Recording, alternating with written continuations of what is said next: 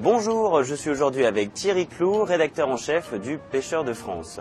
Alors si comme des millions de Français vous aimez la pêche, vous savez très certainement qu'il n'est pas toujours facile de pêcher le gros lot. Pour cela, Thierry vous explique maintenant comment choisir son leurre. Regardez bien. Je ne vais pas vous dire ce qui est bon pour la Grèce. Vous le savez mieux que moi. Et c'est d'ailleurs pourquoi vous allez voter Syriza.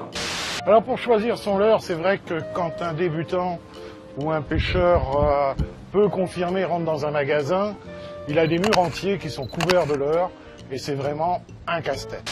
Et si je vous appelle à voter pour Syriza, c'est d'abord dans l'intérêt du peuple français. Des gens qui, comme vous, chaque jour, ont à souffrir de la politique des néolibéraux. Vous êtes le Syriza de France, quoi, si j'ai bien compris. On va essayer, depuis longtemps, puisque ça fait des années vous qu'on travaille ensemble.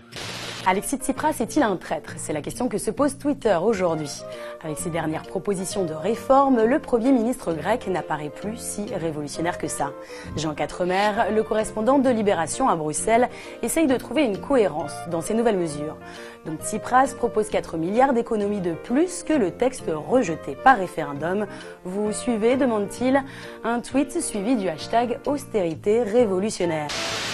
Donc on peut considérer qu'il y a là une erreur dans le combat qui a été fait. Mais à partir de là, ça ne le disqualifie pas lui. Donc moi je reste solidaire de Tsipras. Les manifestants étaient rassemblés devant le Parlement pour réclamer la démission du Premier ministre Alexis Tsipras et protester contre la politique de rigueur imposée. Les gens qui sont ici sont mécontents de ce gouvernement qui était censé être de gauche, mais qui est plus de droite que la droite, dit cette femme. Ce n'est qu'avec des mensonges et des mensonges qu'ils sont arrivés au pouvoir, explique ce manifestant. J'ai voté Tsipras 2 fois, il ne respecte aucune promesse, ma retraite est divisée par 2, qu'est-ce que je peux faire?